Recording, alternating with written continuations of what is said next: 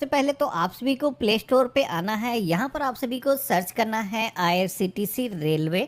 जैसे आप सर्च करोगे तो आप सभी के सामने जो इंडियन रेलवे की ऑफिशियल एप्लीकेशन है आईआरसीटीसी रेल कनेक्ट, ये आ जाएगी। आप सभी को इसको इंस्टॉल कर लेना है।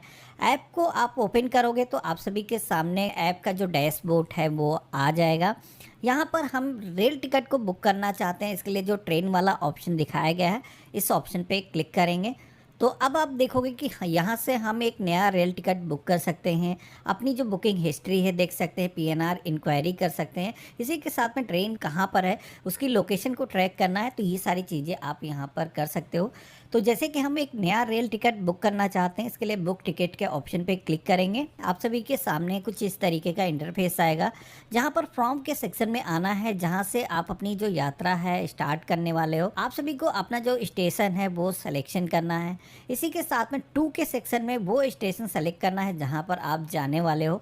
तो यहाँ पर सबसे पहले तो फ्रॉम के सेक्शन में मैंने क्लिक किया है तो यहाँ पर एक लिस्ट आ जाती है जितने भी स्टेशन हैं, और यहाँ पर आपको सर्च करने का भी ऑप्शन दिया गया है। यहाँ पर जैसे कि मैंने लखनऊ सेलेक्ट कर लिया है। अब हम यहाँ पर अराइवल का जो स्टेशन है सेलेक्ट करेंगे तो यहाँ पर हम दिल्ली के लिए यात्रा करने वाले हैं, यहाँ पर मैंने सिलेक्शन कर दिया है। अब अगला ऑप्शन मिलता है क्लास का, जहाँ पर ऑल क्लास से पहले से सेलेक्ट है। अब यहाँ पर इस ऑप्शन पे अगर आप टैप करोगे तो यहाँ पर आप देखोगे कि first AC, second AC, third AC या चेयर कार या फिर स्लीपर क्लास की जो टिकट है यहाँ पर सेलेक्ट करने की टैब दी गई है। आप अपने अनुसार किसी भी डेडिकेटेड कैटेगरी का टिकट बुक करना चाहते हो तो यहाँ पर आप सिलेक्शन कर सकते हो।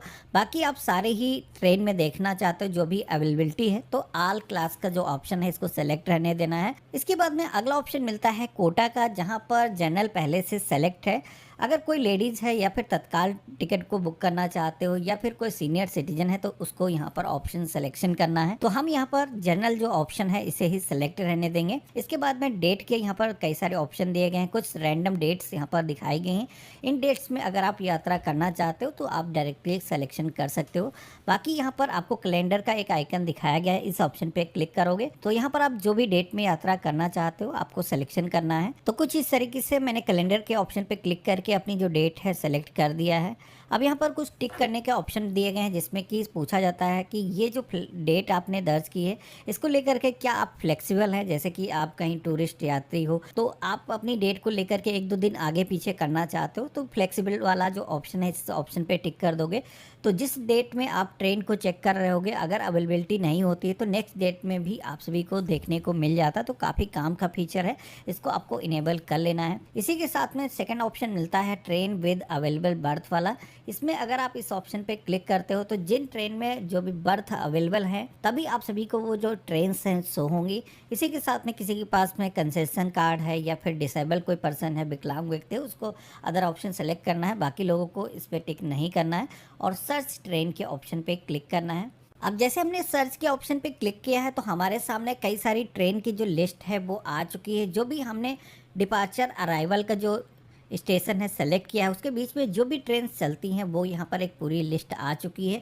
ये जो ट्रेन है कितने बजे आपको यहाँ पर मिलेगी और कितने बजे आपको पहुँचाएगी, आपको यहाँ पर उसका टाइम देखने को मिल जाता है। तो जिस भी ट्रेन में आप अपना जो टिकट है वो बुक करना चाहते हो उसके आगे जो रेफरेंस का ऑप्शन दिया गया है इस पर अगर आप क्लिक करोगे तो यहाँ पर आप देखोगे कि उस डेट में उस ट्रेन में जो भी टिकट्स की अवेलेबिलिटी होगी वो दिखाई जाएगी। इसी के साथ में जैसे कि मैंने एक ऑप्शन टिक कराया था तो आप यहाँ पर देखोगे उस डेट के अलावा भी कुछ अन्य डेट्स हैं जो कि यहाँ पर दिखाई गई हैं कि अगर इस डेट में आपको टिकट नहीं मिल रहा है तो अदर डेट में आप ट्राई कर सकते हो। तो यहाँ पर हमें सजेशन आ रहे हैं।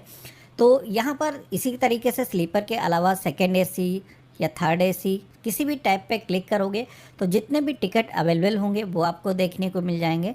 साथ ही में उसका जो फेयर है नीचे की तरफ आप देखोगे तो जिस पे भी हम टैप करते हैं तो उसका जो फेयर है वो कैलकुलेट होकर के आ जाता है। बाकी ये जो टिकट का चार्ज आपको लग रहा है इसका ब्रेकअप अगर आपको देखना है तो यहाँ पर इस ऑप्शन पे टैप करके आप डिटेल में देख सकते हो क्या क्या चार्जेस इस पर टिकट में लग रहे हैं। तो यहाँ पर टिकट को बुक करने के लिए जिस भी आप ट्रेन में सफ़र करना चाहते हो, जिस भी डेट में आप यात्रा करना चाहते हो उसके आगे जो आइकन दिखाया गया है जिस भी क्लास का आप टिकट बुक करना चाहते हो सिलेक्शन करना है। देन आप सभी को टिकट को बुक करने के लिए पैसेंजर डिटेल वाला जो ऑप्शन दिखाया गया है, इस ऑप्शन पे क्लिक करना है। तो हमारे सामने कुछ इस तरीके का इंटरफेस आ जाएगा। तो हमें टिकट को बुक करने के लिए सबसे पहले तो एक यूज़र आईडी पासवर्ड क्रिएट करने की ज़रूरत होती है, जो कि आप फ्री में ही आप क्रिएट कर सकते हो, जिसके लिए आप रजिस्टर के ऑप्शन पे क्लिक करोगे। तो यहाँ पर आप सभी को अपना मोबाइल नंबर, ईमेल आईडी, इसी के साथ में एक यूनिक यूज़र आईडी आपको बनानी होगी, जो कि आप यहाँ पर कंप्लीट डिटेल फिल करोगे। सिक्योरिटी क्वेश्चन यहाँ पर आपको एक सिलेक्शन करना है, उसका जो आंसर है अपने मर्जी से देना है। देन आपको यहाँ पर नेक्स्ट के ऑप्शन पे क्लिक करना है।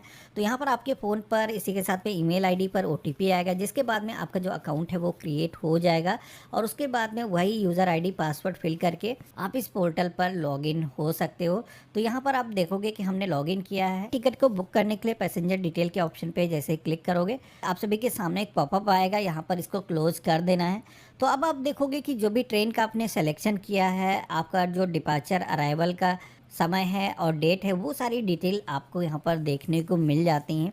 अब यहाँ पर टिकट को बुक करने के लिए सबसे पहले तो जो भी पैसेंजर सफ़र करने वाला है उसका जो नेम है वो ऐड करना है। यहाँ पर ऐड न्यू के ऑप्शन पे क्लिक करोगे तो पैसेंजर का नेम ऐड करने का जो ऑप्शन है आ जाएगा। यहाँ पर जो भी नेम है वो दर्ज करना है, यहाँ पर उसकी जो भी एज है वो फिल करना है, मेल फीमेल जो भी जेंडर है यहाँ पर सिलेक्शन करना है। और बर्थ प्रेफरेंस का भी ऑप्शन मिलता है, जिसमें कि अगर आप विंडो सीट लेना चाहते हो, लोअर बर्थ या फिर अपर बर्थ सिलेक्शन करना चाहते हो, तो आप इस तरीके से सिलेक्शन कर सकते हो। देन आप सभी को ऐड पैसेंजर के ऑप्शन पे क्लिक करना है। तो आप यहाँ पर देखोगे कि हमने एक पैसेंजर सक्सेसफुली ऐड कर लिया है। अब यहाँ पर एक से ज़्यादा पैसेंजर अगर सफ़र कर रहे हैं तो नीचे की तरफ फिर से ऑप्शन आपको देखने को मिलता है। तो जितने भी पैसेंजर हैं एडल्ट हैं, उनको ऐड न्यू के ऑप्शन पे क्लिक करके ऐड कर लेना है। बाकी साथ में कोई भी अगर बच्चा है जिसकी एज 4 साल के नीचे है, तो यहाँ पर आपको ऐड इन्फेंट विद बर्थ या फिर ऐड इन्फेंट विदाउट बर्थ का जो ऑप्शन दिया गया है, इसमें बच्चे की जो डिटेल है वो ऐड करना है। अब यहाँ पर अगर आप बच्चे के लिए सीट चाहते हो तो ऐड इन्फेंट विद बर्थ वाले ऑप्शन पे क्लिक करोगे। साथ में सीट अगर नहीं चाहते हो, एक्स्ट्रा फेयर उसके लिए नहीं पेमेंट करना चाहते हो, तो ऐड इन्फेंट विदाउट बर्थ वाला जो ऑप्शन है इस पर क्लिक करना है, जिसमें कि 5 साल तक का जो बच्चा है उसके कोई भी चार्जेस आपको देने की ज़रूरत नहीं होगी। इसके बाद में पेज में नीचे की तरफ आओगे, अदर प्रेफरेंस के सेक्शन में यहाँ पर ऑटो अपग्रेडेशन का एक ऑप्शन मिलता है, जिसमें कि आप अपनी जो टिकट है अपग्रेड करना चाहते हो तो आप यहाँ पर इस ऑप्शन पे टिक कर सकते हो। इसी के साथ में अगर आप ये चाहते हो कि आप यहाँ पर जो टिकट बुक कर रहे हो, अगर कंफर्म टिकट बुक हो तभी आपको जो टिकट है अलाउ हो। कभी कभार क्या होता है कि कोई ऐसी ट्रेन होती है जिसमें टिकट काफ़ी कम अवेलेबल होते हैं, जब तक आप पेमेंट करते हो तो होता ही है आपको टिकट नहीं मिल पाता है और आपका जो पेमेंट है वो भी फंस जाता है, वेटिंग में आपको टिकट मिल जाता है।